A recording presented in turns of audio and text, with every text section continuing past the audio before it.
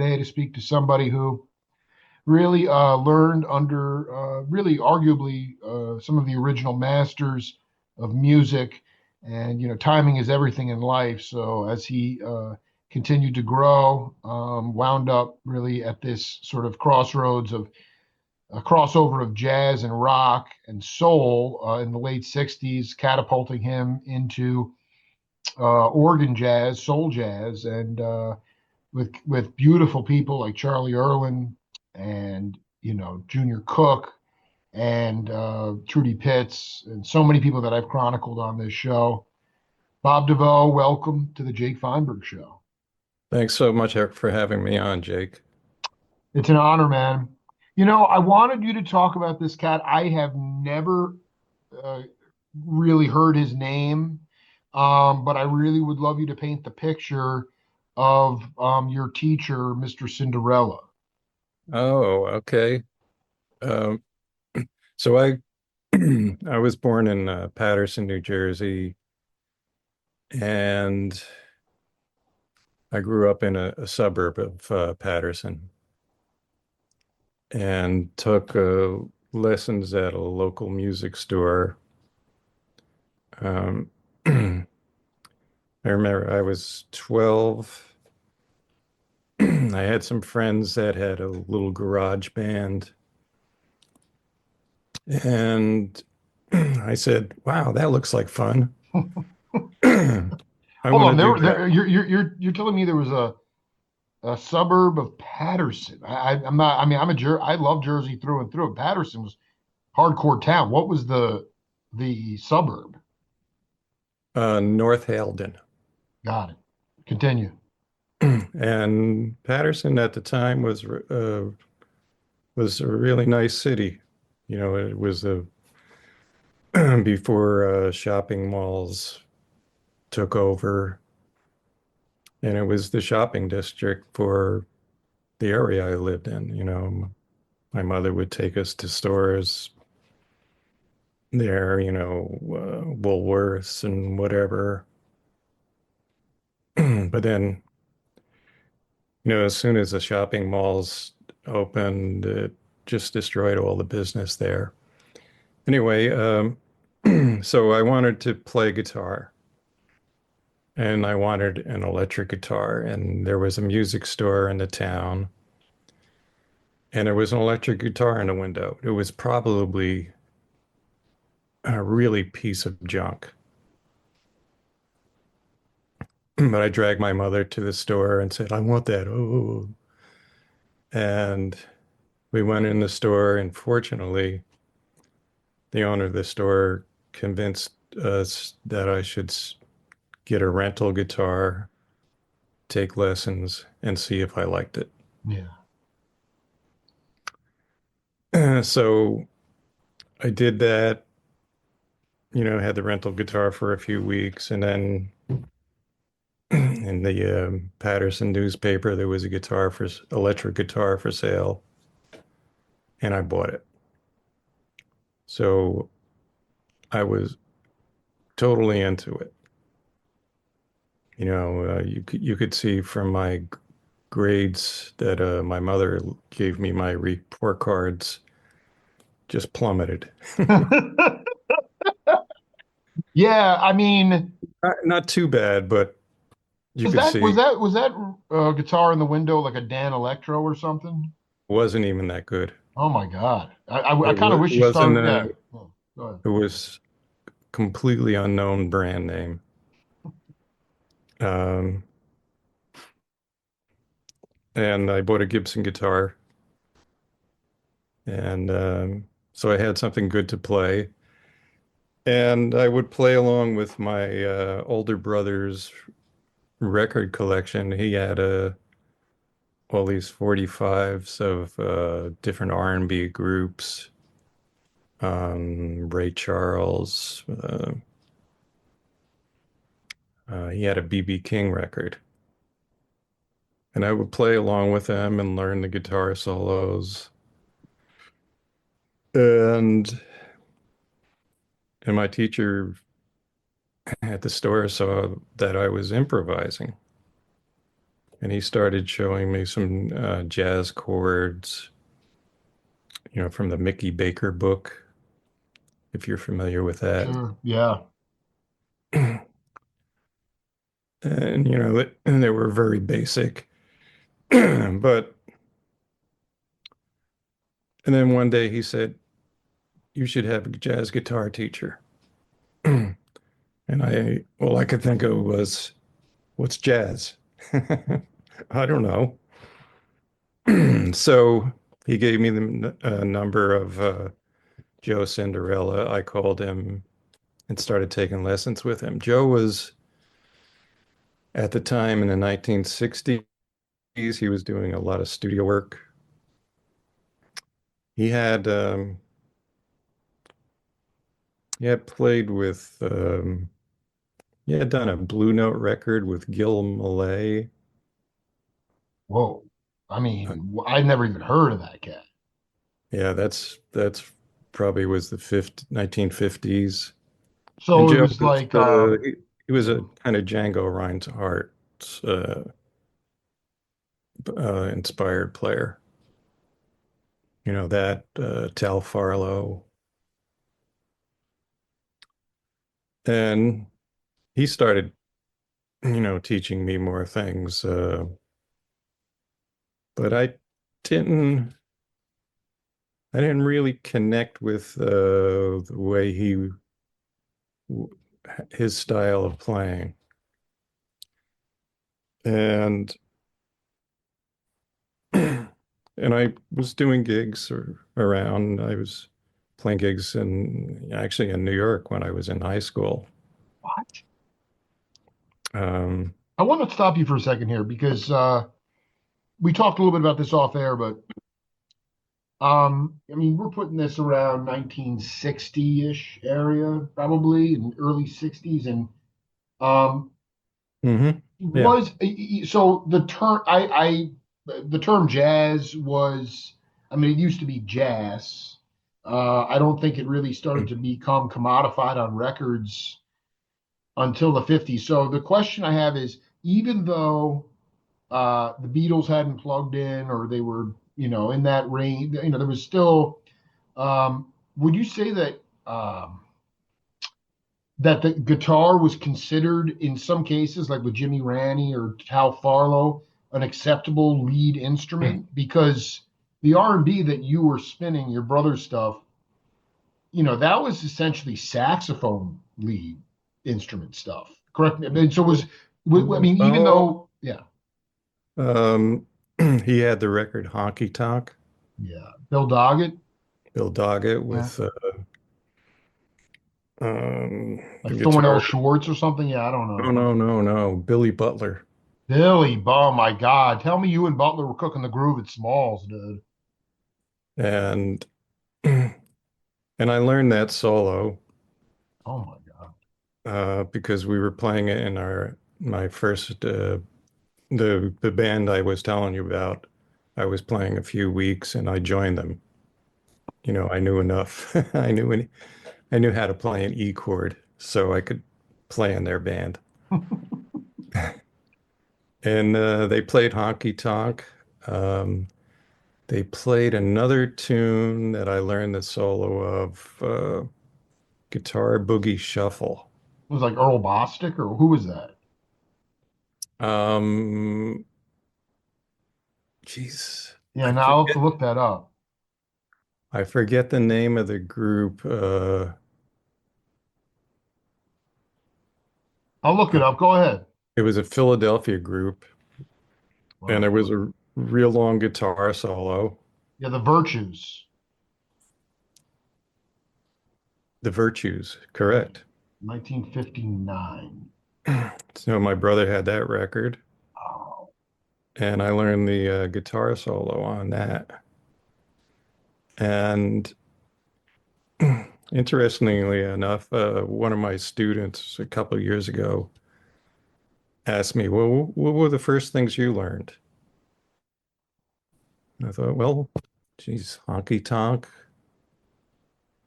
um, and this tune, Guitar Boogie Shuffle. And he had never heard of them. And I said, well, yeah. should check them out. They're both blues. I listened, and then with YouTube, I got curious and I said, "Boy, I haven't heard Guitar Boogie Shuffle since back then." And I listened to it,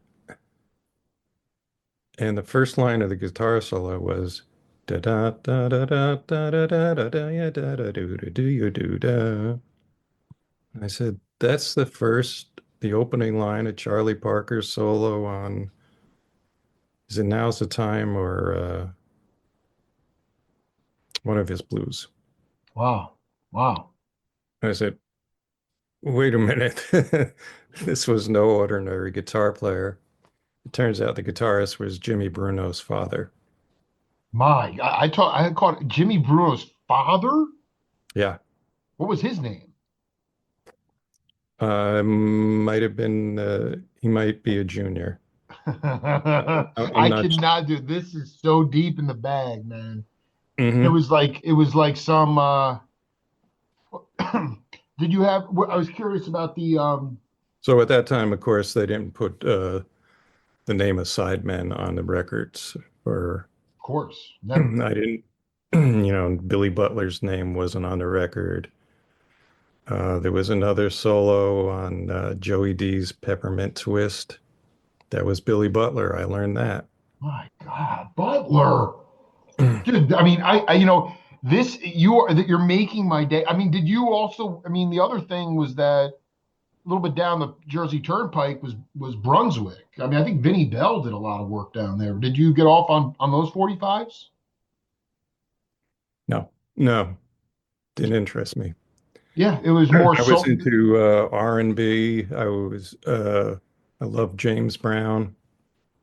because I thought the Isleys were on Brunswick and stuff, but maybe that was a little bit early, maybe That's a little later. later. Well, Okay, Isley Brothers they had some early stuff. they did, but you were deep in the R&B crossover.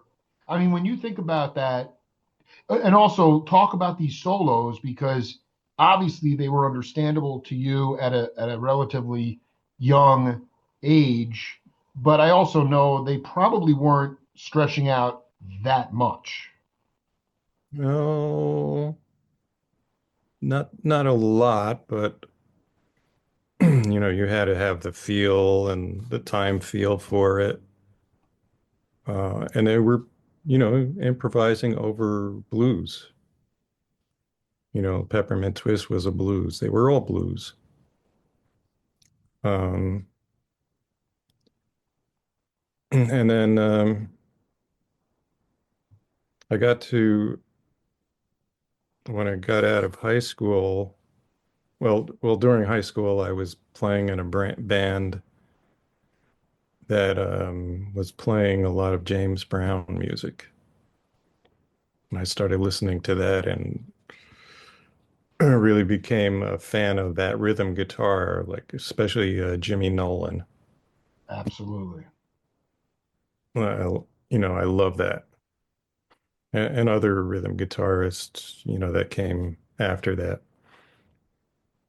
Um, I got to ask you, I mean, I just remember my dear soul brother, uncle, not blood related, but Pat Martino talking about his early days with Willis Jackson and Joe Pesci used to show up at Smalls because he was a doo-wopper. And I'm curious, right. like what were the gigs that you guys were getting in New York City at 16 years old?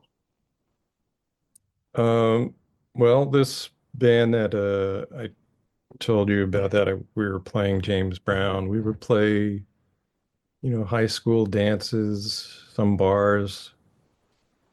Um, I remember playing at the Cafe Wa when No I was in way. high Are school. you kidding me? At 16?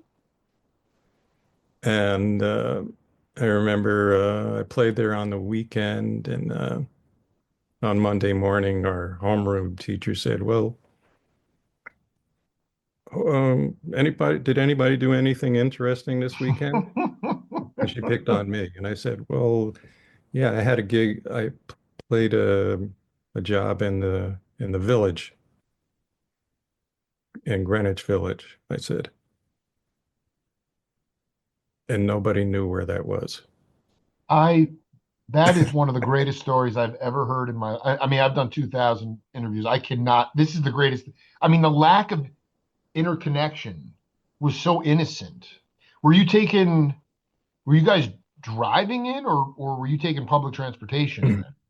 Driving. There was some older guys in the band that drove. And you would say that this was around like 63-ish. Yeah, So like, 63, I 64. mean, the only cats that I mean, I've talked to Al Cooper, Harvey Brooks, Mike Maynard, but Richie Havens and the Doors, that stuff didn't come along to the late 60s. I mean, who was on the scene at that time that you were in? I mean, down in that Cafe Wa area. Um, I don't know. There was a lot of music going on. It was the birth of the cool time, but I don't think bebop was happening. I mean, there was a lot of folk, Jim Kweskin jug band stuff, a lot of tub basses. But I mean, because this is fascinating because, I mean, by the late 60s, that club was a household name, but you're telling me you were there 5 years before that. Right. Jesus. Um, and then right after high school, I got a gig with a pop group from New Jersey,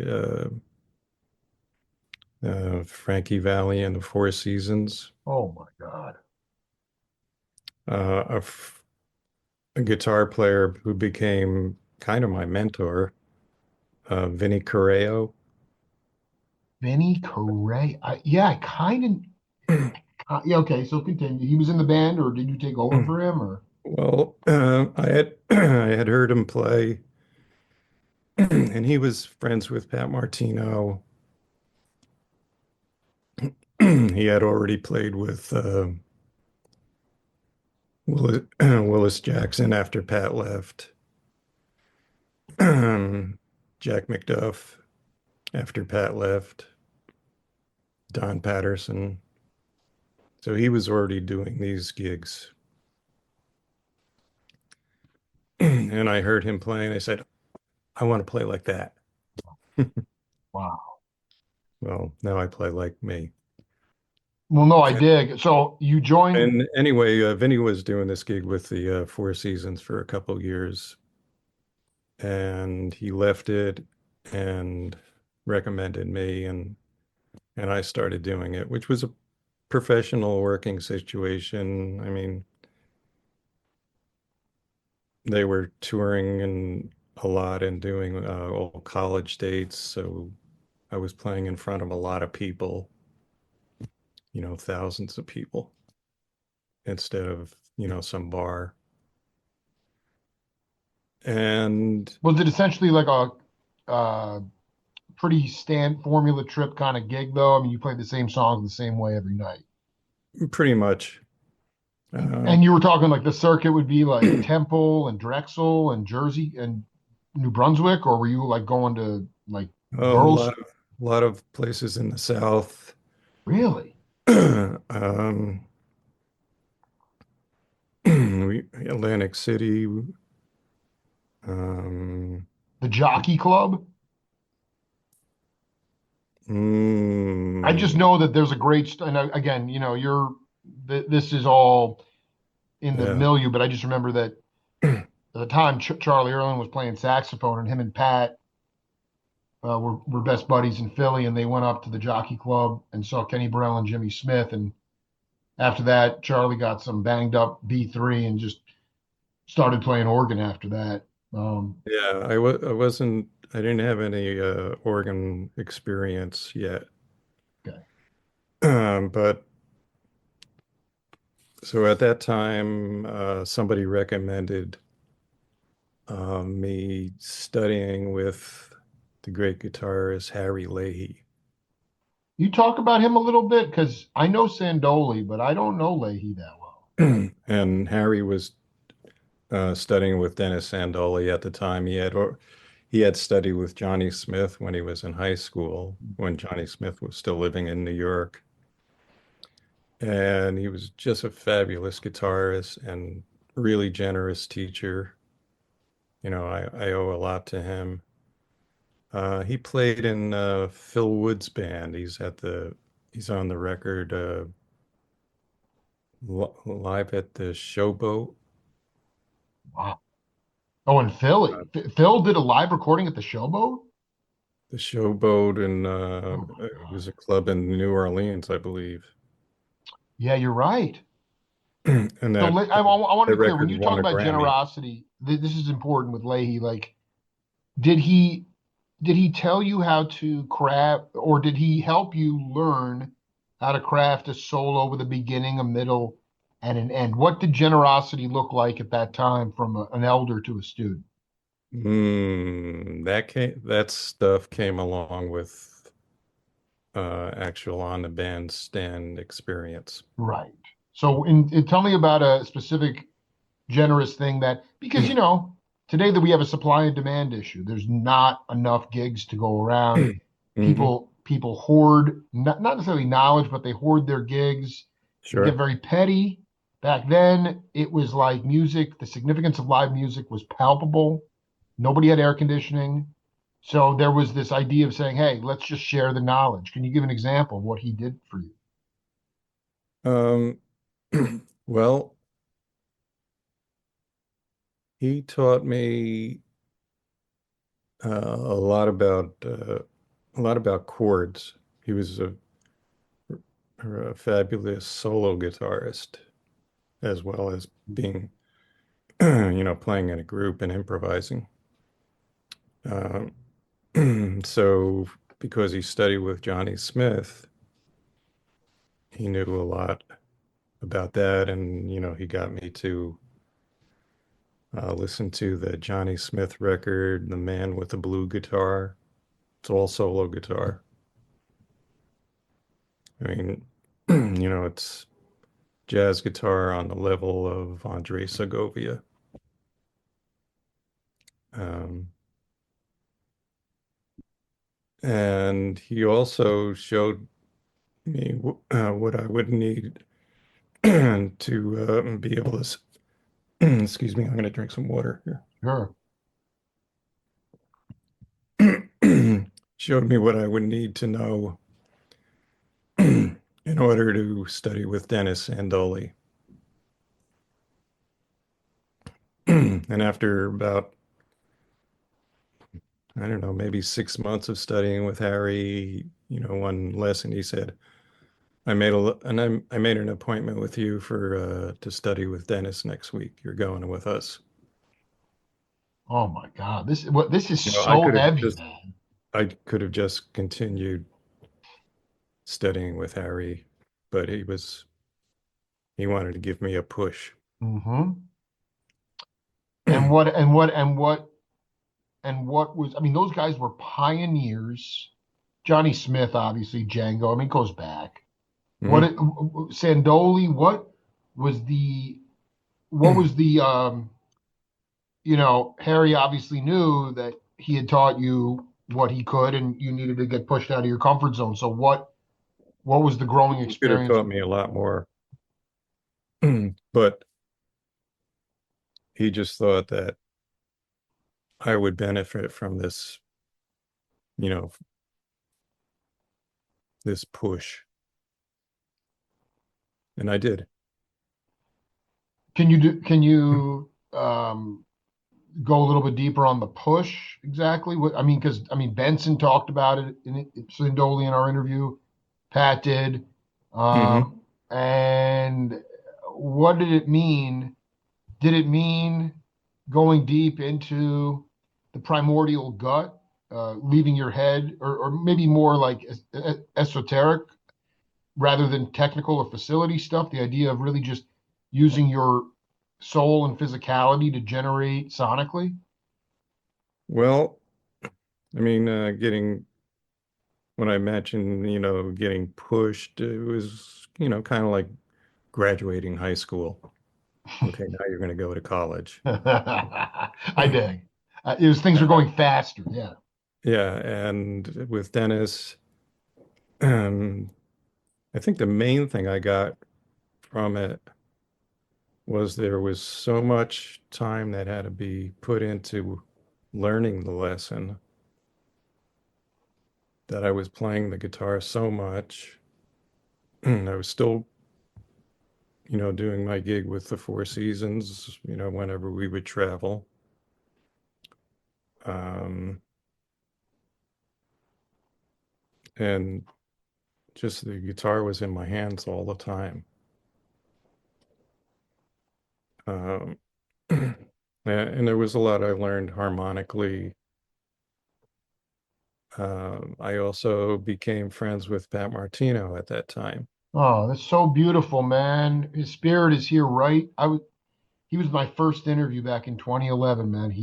I saw a little bit of one of your interviews with him. Yeah, no, I'm interesting. I mean, the first time when I decided to make this shift into interviewing musicians, Pat, I emailed him and he just immediately opened his heart to me. And I went to his brownstone in Philly, but you are one of the few cats that actually got to know Pat or knew Pat at that time because Kuskuna and And, him lived on Pine Street in the late mhm. 60s. There's a Ravi Shankar era, but I'm talking early Pat, like Right. first, I please tell me when you first saw, because I mean, George Benson when he saw Pat, he said, "What is this little man going to do?" And then after the gig, he's like, I'm heading back to Pittsburgh, man. I got to Yeah. get out of here, man." Well, um, I of course became aware of him through my friend Vinny Correo, and bought some of his records. I had well, the El Hombre record Oh my God, this is with magical, DeVoe. This is with magical. with Trudy Pitts on it. And while I was studying with Harry and Dennis, I transcribed all the solos on it. Um, I wanted to learn what he was doing. It was new to me. And I was also transcribing Wes and Kenny Burrell. Kenny Burrell was my first love of jazz guitar. Absolutely greatest cat ever. Did it, And did it, did it, did it, it's so interesting now because, when I interviewed Michael Shreve, who several times, dear friend from the Santana drummer, mhm, transcription is so, he goes, you can transcribe an Elvin Jones solo, but it's not going to have the same feel. And Pat, were you, did it dawn on you at a certain point that he was a completely self-taught musician? Because it's impossible I mean, he wasn't just like Kenny Burrell as well. I mean, he was in Detroit when I interviewed him. I mean, they were transcribing off the records. They were him and Donald Byrd, and Pepper Adams, and all those cats. And so many of these cats were what I call street scholars, and yet, mhm. so it was. I mean, in the transcription process, even at that young age, did you recognize that this was stuff that was not, I mean, not that there wasn't even that much literature at that time, but this was No, not something that you could learn out of the book. no. Yeah. Um, yeah, there was nothing. You know, you know, the only jazz book I had was Mickey Baker's guitar chords, you know, Right. It's insane. and what I was learning in lessons, of course.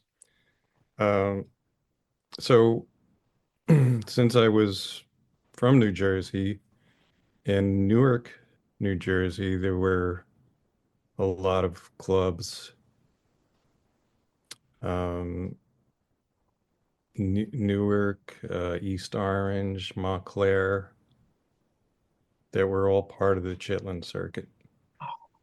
The Key Club, it was in Newark. Wasn't there a couple clubs Mm. right outside Van Gelder Studios, I think? Um, well, Van Gelders is in Englewood Angle, Cliffs. yeah, yeah. Um, so there were, you know, the main two clubs in Newark were the Key Club and the Cadillac Club. They were right across the street from each other on street corners.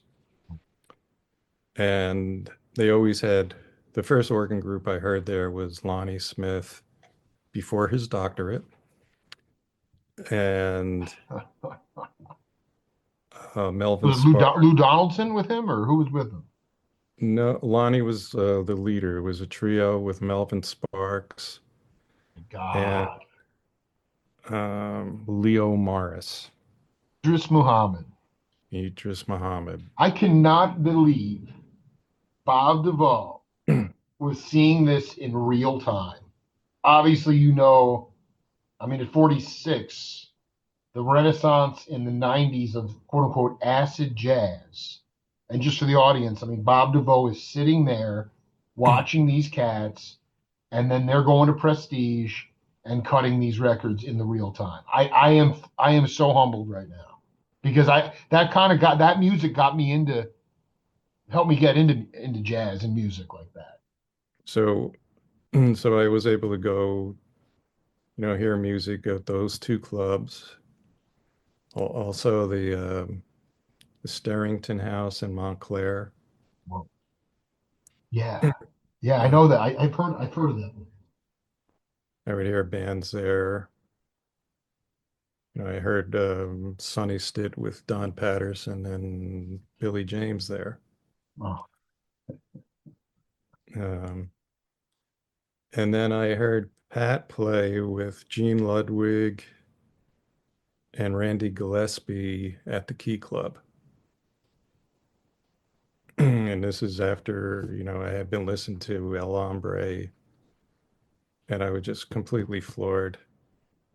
And I went with a friend of mine who was also studying guitar.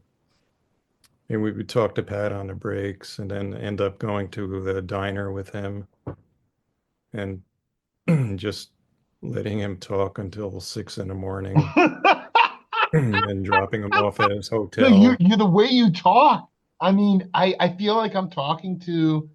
I mean, it's different, Oh Pat, yeah, but this is a time warp, you know. dude, I'm telling you, man, Pat Spirit, dude, I would let him talk. I swear to you, man, as a non-music, I cannot imagine. But I want to be clear. When you saw him for that first time, the thing about Pat, obviously he was an intellectual and he's out of his mind. I don't know if you ever met his dad, Mickey, but um, like you never walked away. Did you walk away? He wasn't that, there's two types of brilliant players. Hmm. The ones that you feel defeated and you want to quit and put your instrument away, or the ones that inspire you to want to keep growing. And Pat was an inspiration on his apparatus to you, Yeah. even though he was like machine gun fire. Because, like I said, Benson was it just. I mean, he was terrorized by Pat. Yeah. So I want to know this diner. Pat was just riffing on like chemtrails and environmental stuff. Like he was out of his mind, dude. He was everywhere. Yeah, well, he was talking about things that he was reading, which was interesting. He was reading a lot of maybe spiritual books. Eastern spiritual, absolutely. Yeah. Siddhartha and stuff. Yeah. He would talk about the music he was listening to. He said he told me, well, you should get Adam's Apple by Wayne Shorter. Oh. And I was like, well, no, really? There's no guitar on that. Well, okay, well, I'll pick that up. And Dude, I mean, you made my year, dude. My year is already made. I cannot. This is the person. You are the person that. So, um, I mean, explain how the relationship grew to the point when, because Billy James, Trudy Pitts, I think they were husband and wife. They were on the Chitlin circuit. The hearse attaching the B3 in the back, and ultimately, can you talk about how you gained enough Sure. confidence with Pat where he was like, I know this Bob can do this gig. Well, I actually got I I had left the Four Seasons, and my good friend Vinny Correo had me. He had been playing with an organist in a club in Newark, Boo Pleasant. Is that That Boo. I mean, also the cats. Gene Ludwig, I BU? know, but the other cat that you mentioned, Gillespie, that Pat was playing with, I don't recognize those names. I don't know Boo. You're going back, so go ahead. She was from Texas, and Awesome. she had. I don't know if they were married or not. I had a trio with her, Buster Smith, and now I had no jazz experience except for getting together with my friends and playing some standards. And apprenticing under Leahy and Sandoli as well. Right.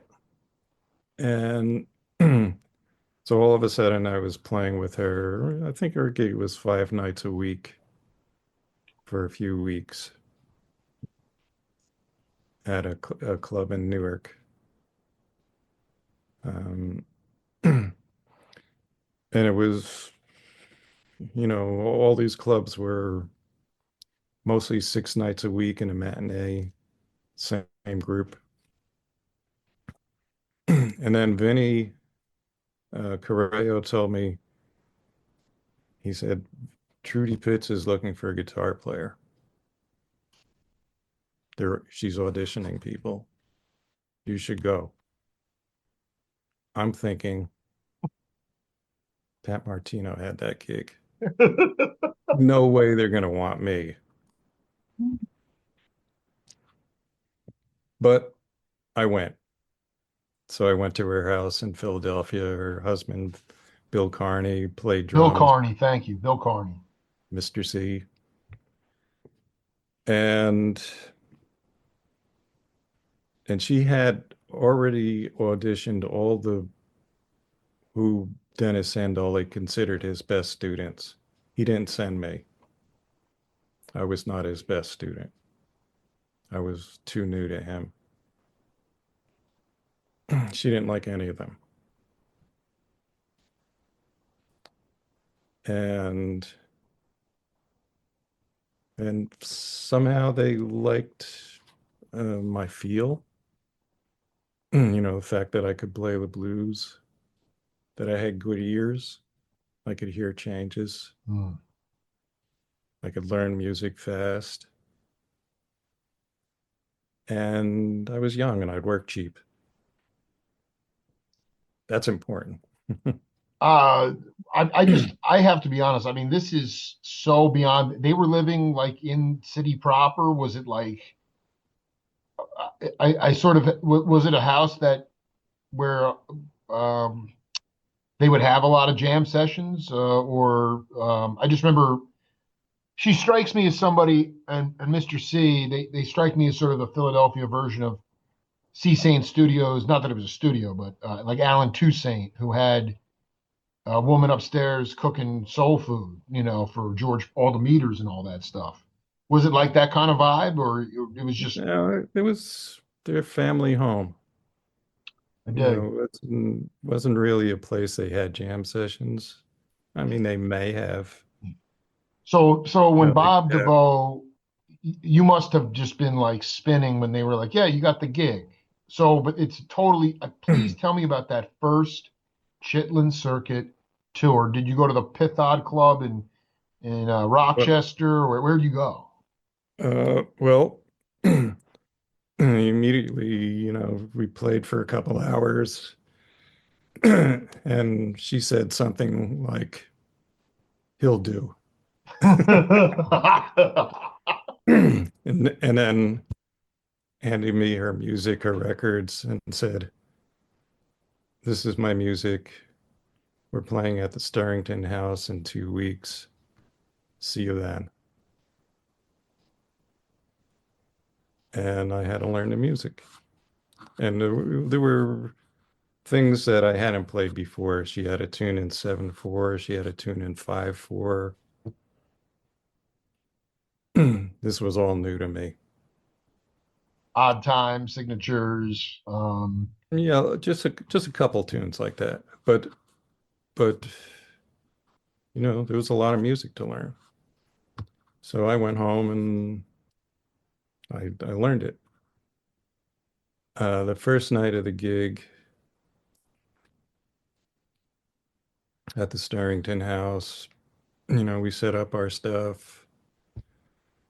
We were talking over what the first set was going to be, so I'd be prepared. We're walking. It's time to go up on the bandstand. We're walking past the bar, and Bill Carney says to me, "Oh, by the way, say hello to George Benson." This is my first night. Oh. So it's like, So you he was know, just there to sort of dig it and check it out. yeah, he was just Yeah, hanging out. yeah, I did. And it was like, oh, hi.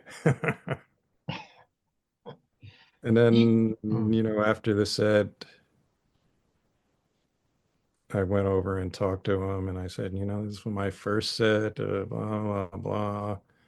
And he said, "Mm, don't worry about it. I've been there. You'll do just fine." John Tropez said the same. Oh no, Barry Finnerty and John Tropez. They all talk about George just a heart. I've interviewed George, beautiful cat, but I mean, in Mhm. terms of his just open heart and support, I mean, that dude, even at 69, I mean, James Brown went up to him and said, I want you to be in my band. And he's like, I'm sorry, Mr. Brown, we're jazz musicians. And it took him like 11 years to, in his mind, obviously he's incredibly wealthy now from all those Mhm. pop Sure. crossover hits, but that dude was one of the grittiest, and he was more of a singer at the time. I mean, coming out of Pittsburgh, John Hurd said that they didn't want him around at all. I mean, the girls liked him, but he also couldn't really play. He could sing, but Mhm. even by the late 60s, just I don't know. It must have made you feel pretty damn good though, because it's pretty intimidating, and yet here he is saying, "I've been there, done that, and I know you'll be fine." Yeah. Yeah, it was nice. And that's kind of what jazz is to me. Jazz was a subculture community. Hmm. Were you aware? And I mean, Bob, in the most honest way, I mean, you were taking it all in. You were digesting a lot of vocabulary, some new, different, different races. Were you aware? Did you stop and realize that? Did you realize that it was special or only in hindsight? So many guys I talked to, not necessarily guys that played in organ trios or with the Cats and stuff, but a lot of times they took it for granted. Studio work and did you realize that in any way that it was a magical time, or was it only after the fact? No, it was just something I wanted to do. Right. Um, Yeah, you dig it. Yeah. and just it was the music. I love the music. Um, and I could, work enough to support myself. Um, and I was getting to meet a lot of musicians. And with Trudy, I would start traveling, like you said, the Python in Rochester. We played a few times. Clubs in Harlem, Atlantic City, um, some clubs in Philadelphia, You played like Peps. Peps, At sure. Peps, you played Club Baron maybe, or you played Smalls. We played at Club Baron. Wow. Um, I cannot imagine who was coming in like just dropping in to hang. oh yeah, Oh my God. and By the way, who is and then yeah. other musicians started calling me. a lot of the musicians in Newark, all of a sudden there's this guy that plays guitar that he can read music too. And I would play in a rehearsal band with Duke Anderson had a rehearsal band at the big band at the upstairs from the Starrington House, Wow. and I got to meet the Newark musicians like Buddy Terry. Um, One of my and, heroes, by the way. That dude, I cannot believe what a blessed life you've had, man. and he would start hiring me, and and there was just a lot of work that was around at the time. Well, I'm not going to let you get away that easily. Please tell me the first recording session that you were part of. That not a Suds and Duds or a jingle or a demo, but um, the first time you were in the studio with the Cats. Well, the first time was when I was with the Four Seasons, and we're not talking jazz here, but No, yeah. um, I was the only person they used on the date that was working in their backup band. And I didn't know who else was going to be on the date, and it happened to be Bernard Purdy, Chuck Rainey, Paul Griffin, and there were two guitarists also. And I sat down next to the two guitarists, and one was Al Casey, Yep. who I wasn't familiar with at the time, and the person I was sitting next to was Billy Butler. Oh my God. And he introduced himself, and all I could say was, "You played on Honky Tonk." Yeah, I don't know what I mean. I can't believe this. I mean, and they were. This was like 65 ish, 64. What year is this? Oh, this is 19, maybe 68 or 69. Okay. So it was before you got the gig with Trudy. Right. And the session was Bernard Purdy. By the way, also just to go back for a minute, you said you were playing a lot of like high school dances and um did you know that did you ever cross paths? Because I met my dear brother I haven't talked to in a minute. It was sort of the competition bands between Bernard Purdy and Chuck Rainey with Gordon Edwards and Cornell Dupree. Did you know them before, or was that the first time you had ever crossed paths with No, I Purdy? didn't know them before that. What's Of that? course, I went to hear them, Cornell and Eric Yale when they were playing and stuff, and But that became seems like later though. That's later, that's much later, much sure. later. So the first time that you did you know you had never met Purdy or Rainey before that session with the Four Seasons? No, Okay. I had never heard of them. Then And I then you're found with out, Al oh, Casey and Billy Butler. I love those three guitar sections. yeah. And then I found out, oh, these guys play with Aretha Franklin. Oh, okay. Um, so that was my first, real recordings. I And had then been what I about had been like in recording studios before, but that was my first professional session. My first jazz hmm, recording session was with a saxophone player that no, no, no, it was when I was with geez, let me get this straight. Uh, well just let me I was in the I was playing Wikipedia with Richard Groove Holmes, who Bill Carney had recommended me to him. um and I'm That sorry, where was Groove based out of at that time?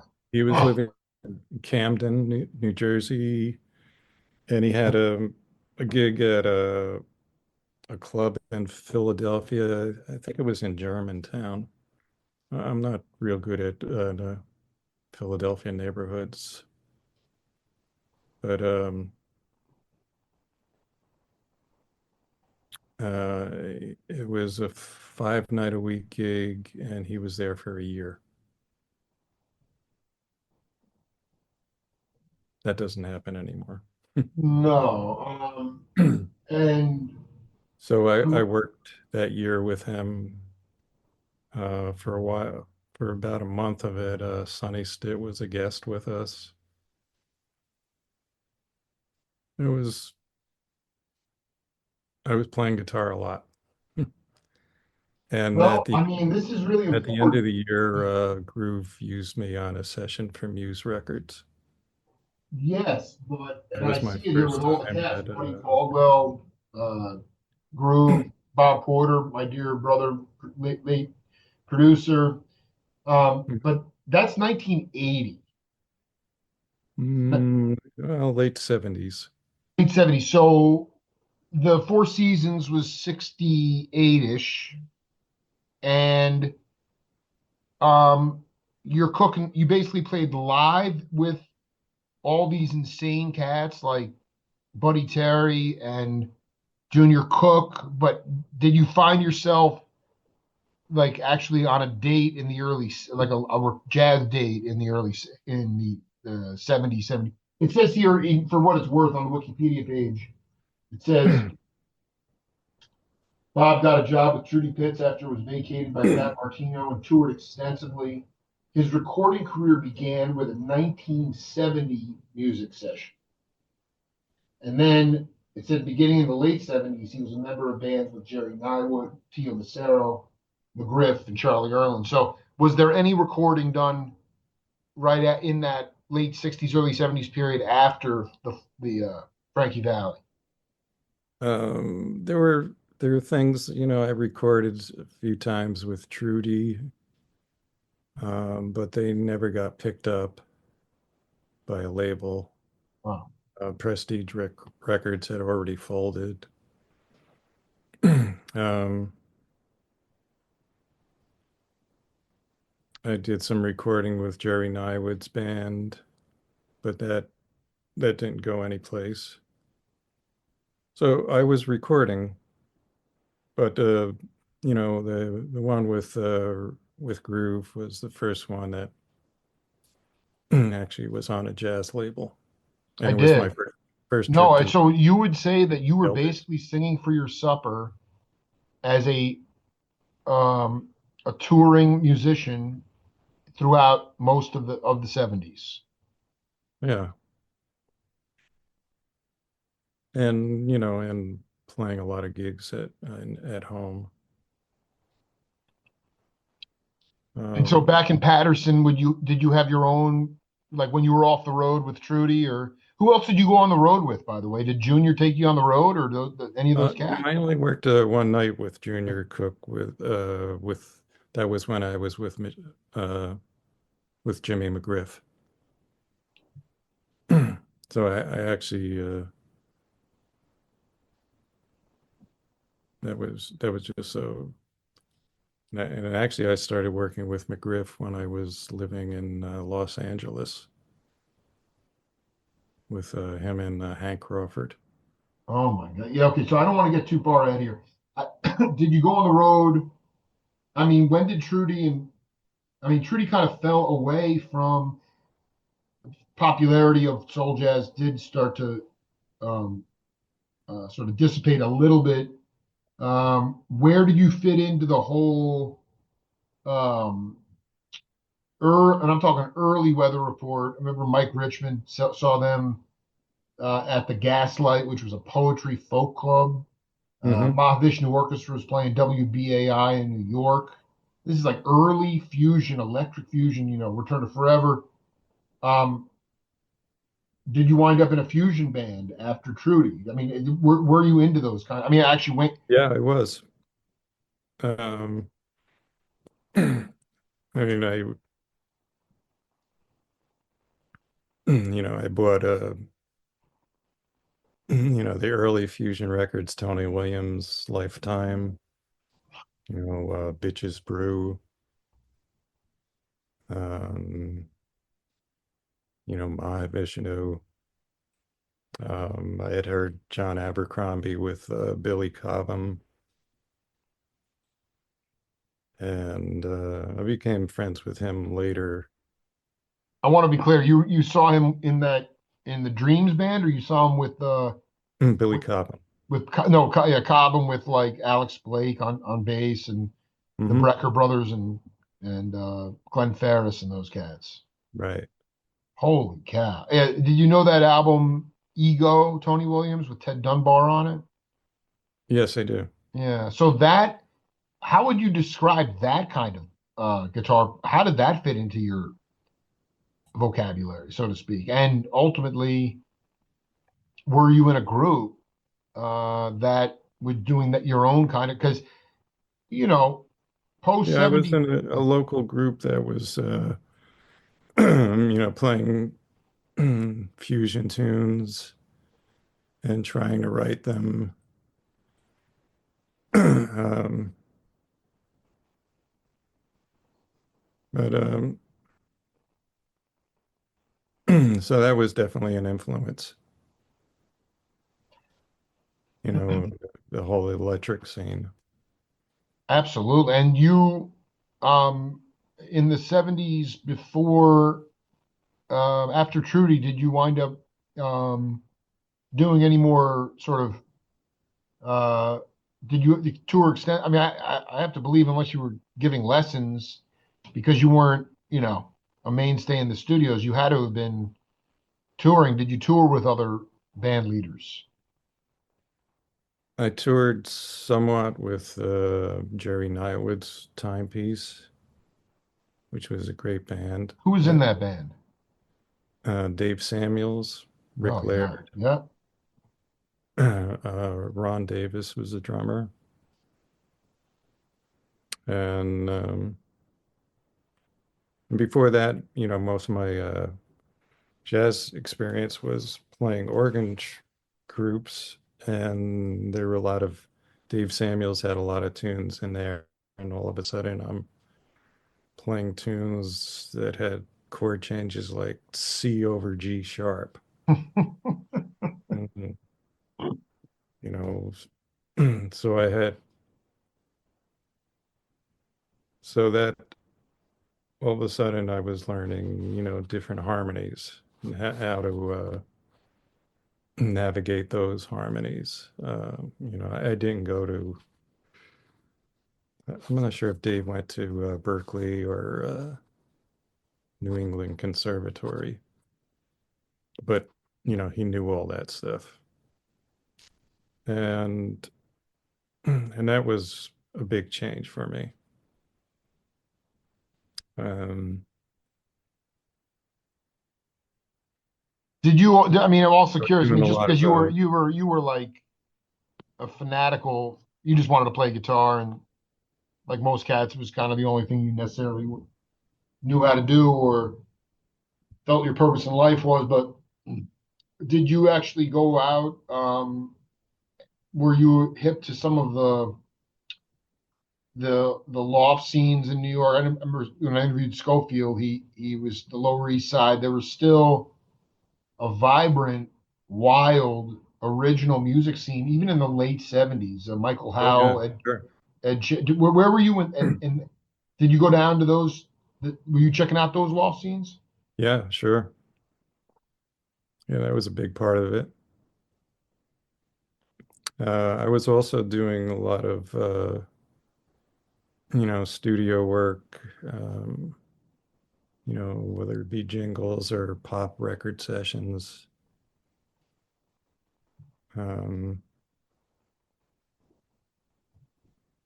that, through the 70s and 80s.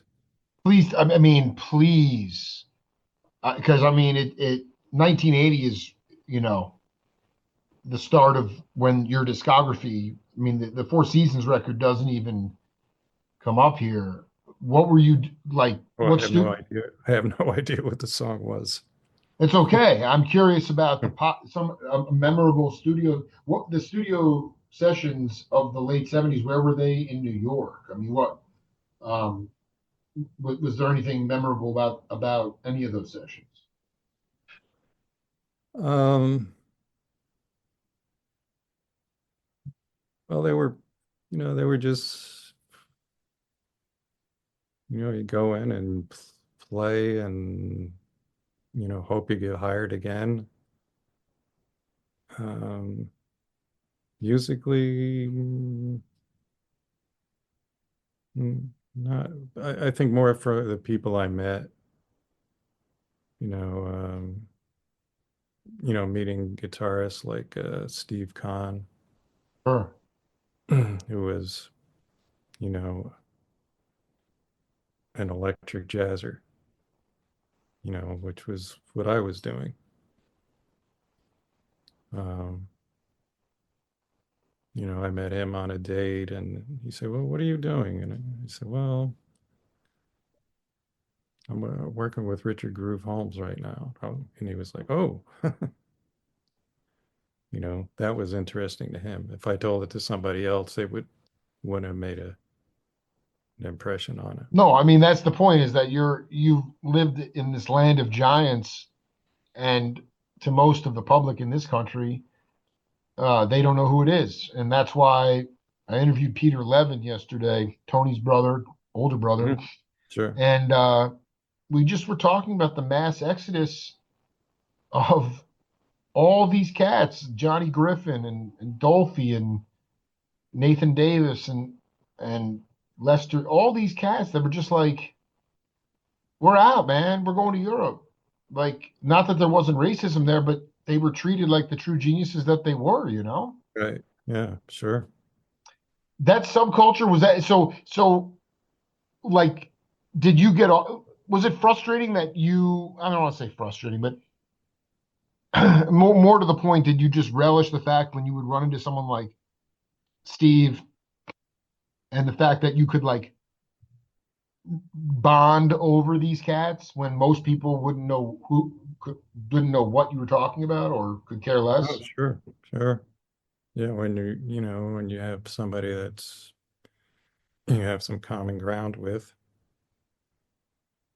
yeah, that's very helpful. Um, I think in the mid '80s, I started. I'm going to drink some water again. Sure. Working with Charles Erland, and it was not a good time for him. He didn't have a record contract, and I played with him for about a year. Say in maybe '85, something like that. And, the work was mostly in the New Jersey, New York, Philadelphia area. I remember we went to Bermuda once. Wow. And, but he was, from that scene. And, I want to read you this quote from my interview with Ed Cherry, and I just want you to you can riff on it any way you want. He said, Mhm.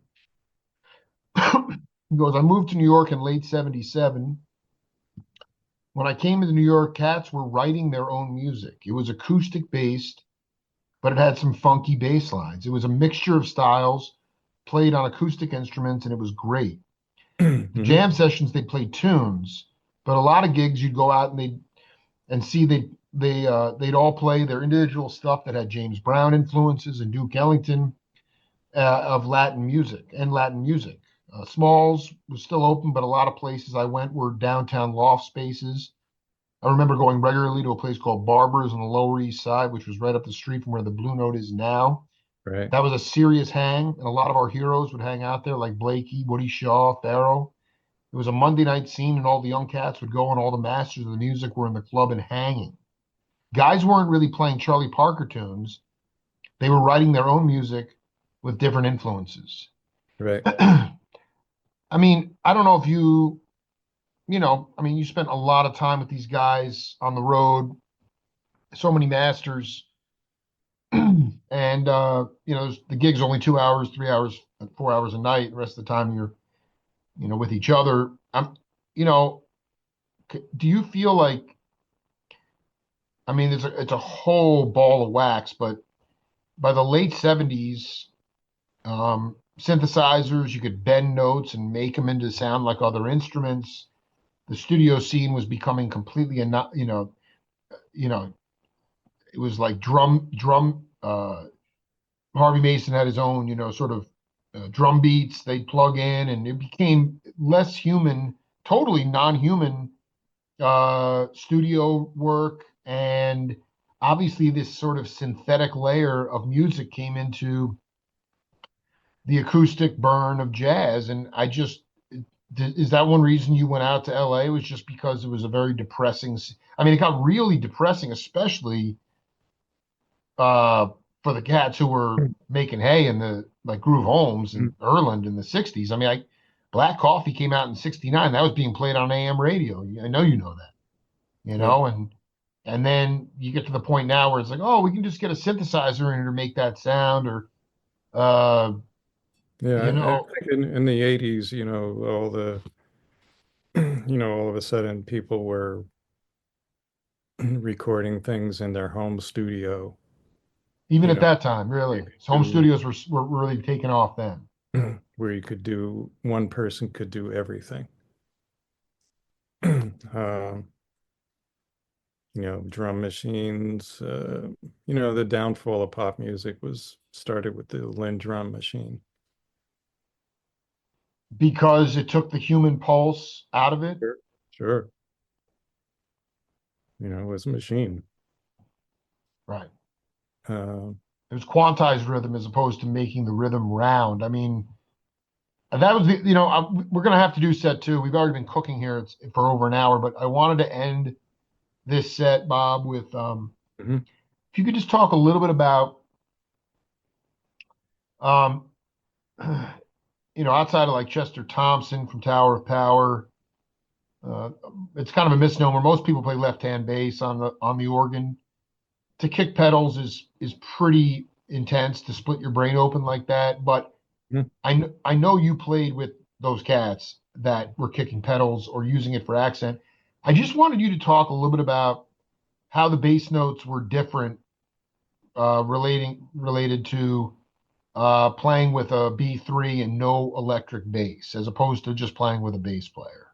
Because there's an album called Powerhouse, Chester Thompson's first solo album as a leader, the Mhm. organ player, and it's just bone, tenor sax, and drums, and B3, and it is the most angular, wicked attack of bass I have ever heard. And he is all over, and he's kicking pedals. And I just wanted to know, from an aesthetic point of view, from a guitar player, what was it like to play with cats who were kicking pedals as opposed to just a regular electric bass? Well, I think a lot of them have had a different feel with the with playing bass and pedals. Um, I know that Trudy, she had a on her own organ that we would carry around. She had something called the Kruger bass system, Hmm. and it would sound more like a string bass, but it would give more sustain to the note. Um, She running through the Leslie or something? yeah, yeah. Well, of course, all the sound would come from the Leslie speaker. Right. So she had a different type of sound, but you wouldn't hear on her recording of say Al Hombre because she was playing Rudy's organ. I Yeah, did. yeah, Yeah, I did. the studio organ. Um, Groove Holmes, was hands down, every organist considered him the best bass player.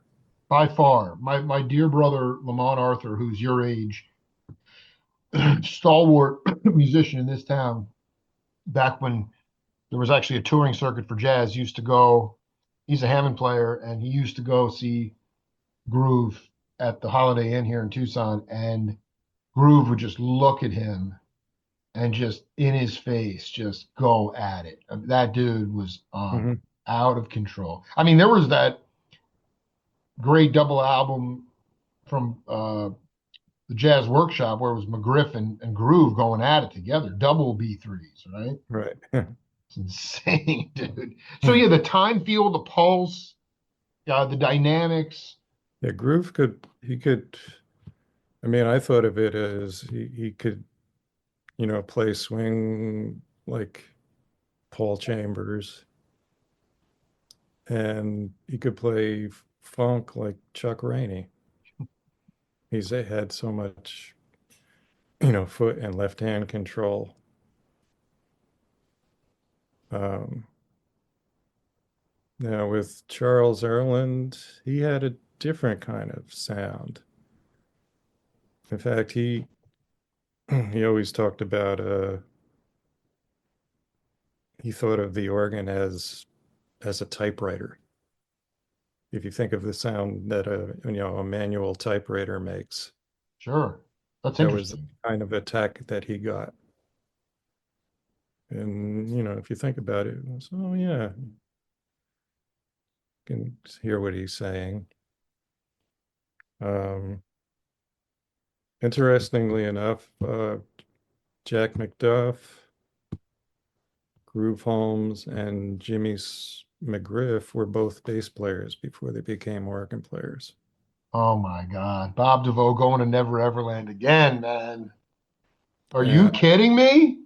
and they knew that their first primary function was to be the bass player, Were they upright bass or electric bass? upright, I'm sorry, upright McGriff. bass. I want to get this clear. Which ones were upright bass players? McGriff, McDuff, and Groove. Oh my God. Oh my dear God. This is insane. So that's something I hear missing in a lot of the organists of today. That they really have their right hand together and they're not thinking that much about their left hand and their foot and how they're connected. Lonnie Smith was very good. And you Uh, believe that that had something to the left hand connection to the foot has something to do with those guys having the muscle memory of playing the bass fiddle. or having that be a prime factor in their playing. Right. The bass is important. Without that, then whatever you're doing with your right hand is meaningless. Yeah, you're right. It's kind of weak, right? Just weak T. Yeah. Also, Yeah. I noticed that the feel starts changing in the bass when the organist starts soloing. It's very slight, but I know exactly what you're talking about on this record, all this of a sudden they powerhouse. have to Yeah. think about more about their right hand. And so the guitar is always this kind of glue that holds the drums and the organ together. That's something I found out with playing when I immediately started playing with Trudy, that my function in the band was to make the leader sound good. Hmm. Yeah, I think that's the accompanist's role, you know. I think that and that And was under yeah. they got on my case about comping. Nobody had talked to me about how to comp in jazz. how to accompany. Well, no, let's get that. Let's start set two there, shall we? We can put Mhm. a button on this one. Sure. I also, is Brother Correo still around or no? He would be great for you to interview. So he is Sure. still with us. Yeah. Oh my God, babe, can you please hook me up with him? Yeah, he would have Dude, a lot. I mean, dude, Pat Martino is searing. I am on cloud nine today. I mean, it is the fact I'm gonna go listen to Adam's Apple right now and envision Bob Devos guitar while you were trying to get your guitar into that. Okay. Seriously, man, you made my year, man. I am. We will definitely do this. Let this breathe for a minute, but Okay. and thank you to Jerry Z, man. He knows what he's doing, man. He's a real Yeah. deal. Yeah. Jerry's a great player. She's ridiculous player, Yeah. I'm and having a lot of was fun learned playing. under the tutelage of blues masters in that Hudson Valley scene. You know. Right. All right, man. Yo, let's stay in touch, and I'll get a copy of this to you later. It was a ball, man. I told you we'd have a ball. Yeah. Yeah. Yeah. It was fun. All right, man. Be cool. Talk to you soon. Okay. Great. Later. Thanks. Bye, man.